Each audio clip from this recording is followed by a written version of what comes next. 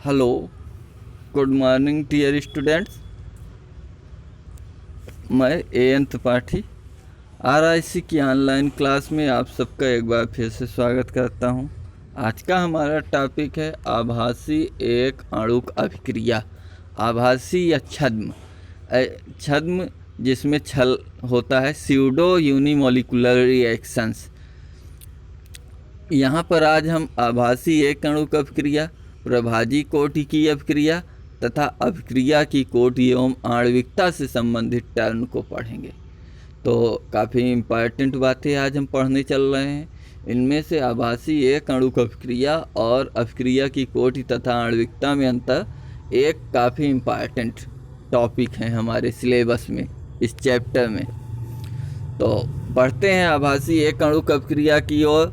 Pseudo unimolecular reaction ऐसी रासायनिक अभिक्रिया जिसकी अभिक्रिया की कोटि का मान 1 तथा अभिक्रिया की आणविकता का मान 2 या 2 से अधिक होता है, आभासी एक अणुक अभिक्रिया कहलाती है। अभिक्रिया की कोटि का मान तो हमेशा एक ही रहेगा, क्योंकि वो प्रयोगों द्वारा निर्धारित होता है, जबकि आणविकता 2 या 2 से अधिक भी हो सकती है। ऐसी अभिक्रिया को आभासी एक अणुक अभिक्रिया कहा जाएगा। उदाहरण, एथिल एसीटेट का जल अपघटन आभासी एक अणुक अभिक्रिया का उदाहरण है। एथिल एसीटेट, जिसे एस्टर कहते हैं, CH3COOC2H5, इसका जल अपघटन जल से अभिक्रिया कराते हैं। अम्ल की उपस्थिति में हो रही है, इसलिए H+ यहाँ पर लिखा हुआ है। H+ इसलिए लिख दिया जाता है कि कौन सा अम्ल है, HCl है कि HNO3 है कि H2SO4 है। चाहे कोई सा भी अम्ल हो, लेकिन अम्ल की उपस्थिति में अभिक्रिया हो रही है। तो CH3COOC2H5 plus H2O arrow CH3COOH plus C2H5OH।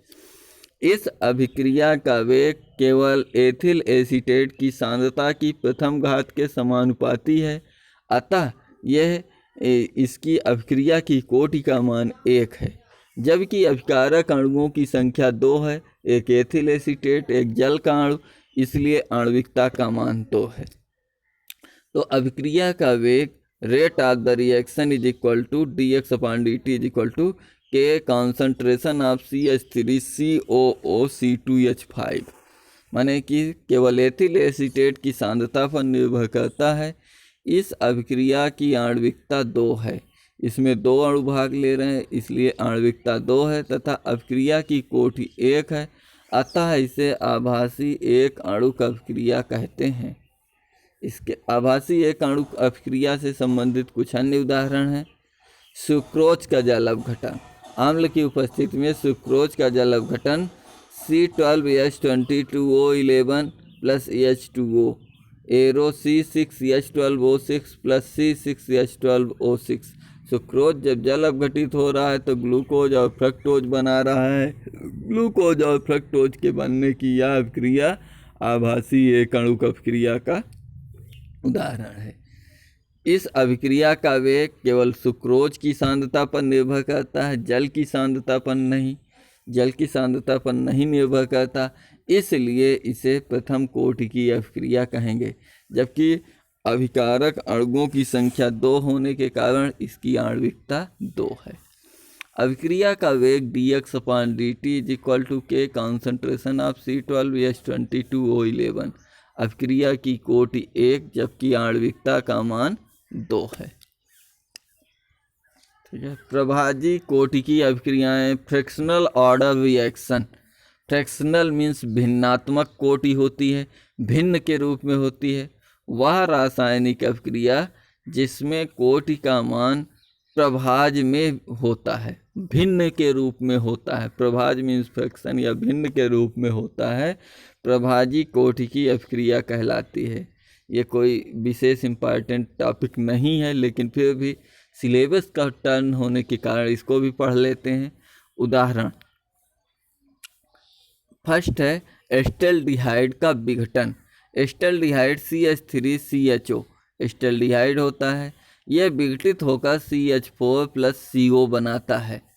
तो अभिक्रिया का वेग रेट इज इक्वल टू के कंसंट्रेशन ऑफ CH3CHO की पावर 3/4 पर ये निर्भर करता है, 3/2 घात पर निर्भर करता है।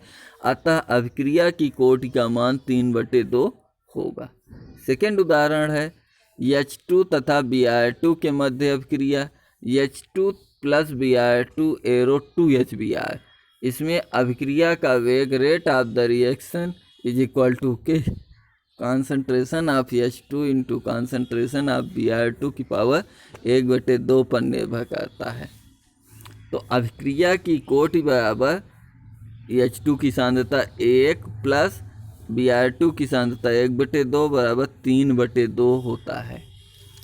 तो अतः इसकी अभिक्रिया की कोटि का मान 3/2 प्रभाज के रूप में होगा। बढ़ते हैं अगले उदाहरण की ओर। कार्बोनिल क्लोराइड का विघटन COCl2 कार्बोनिल क्लोराइड कहलाता है।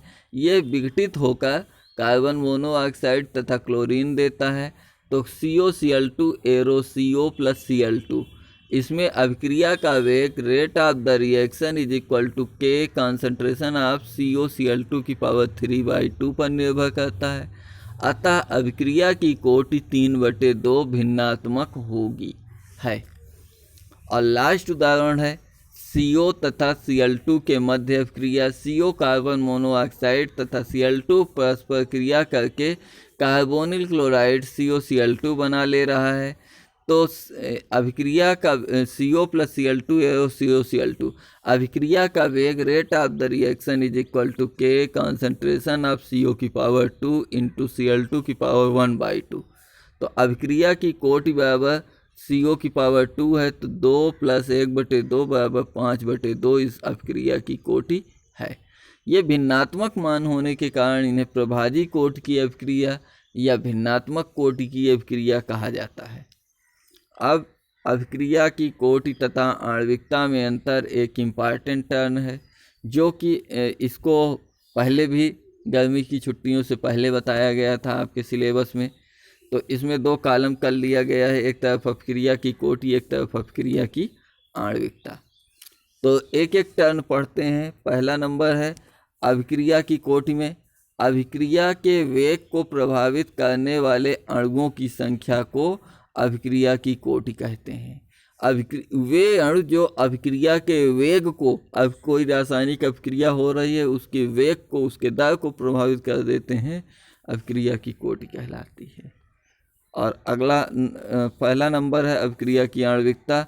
अभिक्रिया के प्रारंभिक पद में भाग लेने वाले अभिकारक अणुओं की संख्या को अभिक्रिया की आणविकता कहते हैं। माने प्रारंभिक पद में कितने अभिकारक अणु भाग ले रहे हैं वही अभिक्रिया की आणविकता कहलाती है, अणुओं की संख्या पर निर्भर करती है।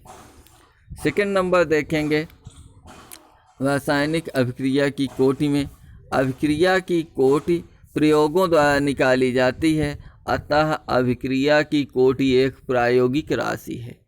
जबकि अभिक्रिया की आणविकता में देखते हैं तो अभिक्रिया की आणविकता उसकी रसायन मिति, जैसे आप उसका स्टाइकियोमेट्रिक रसायन मिति माने कि अभिकारक अणुओं की संख्या तथा उसकी क्रिया विधि, कितने पदों में वो अभिक्रिया हो रही है द्वारा ज्ञात की जाती है। अतः यह एक सैद्धांतिक राशि है, इसे सिद्धांतों द्वारा थ्योरेटिकल ज्ञात किया जा सकता है। थर्ड नंबर है अभिक्रिया की कोटि का मान शून्य भी हो सकता है, जैसे शून्य कोटि की अभिक्रिया भिन्नात्मक भी हो सकता है, अभी हमने पढ़ा भिन्न के रूप में था। ऋणात्मक भी हो सकता है, धनात्मक भी हो सकता है और पूर्णांक भी हो सकता है, प्रथम कोटि, द्वितीय कोटि, तृतीय कोटि की तरह। जबकि अभिक्रिया की आणविकता का मान कभी भी न शून्य, न भिन्नात्मक, न ऋणात्मक ये नहीं हो सकते। सदैव ही एक पूर्ण संख्या होगी, या एक अणु की या द्विअणुक अभिक्रिया या त्रिअणुक अभिक्रिया होगी, इस टाइप से ही होगा, कभी भी शून्य भिन्नात्मक नहीं हो सकती। और लास्ट नंबर में चलते हैं अभिक्रिया की कोटि अभिक्रिया के वेग और अभिकारकों की सांद्रता में संबंध बताती है। अभिक्रिया का वेग, किस वेग से अभिक्रिया हो रही है, और अभिकारक अणुओं के सांद्रता को बताती है अभिक्रिया की कोटि। जबकि अभिक्रिया की आणविकता अभिक्रिया पद में भाग लेने वाले अभिकारक अणुओं की संख्या को बताती है। अभिक्रिया की आणविकता केवल ये बताती है कि उसमें कितने अभिकारक अणु भाग ले रहे हैं। तो आज का हमारा टॉपिक समाप्त होता है। मिलते हैं कल नए टर्न के साथ, तब तक के लिए जय हिंद, वंदे मातरम।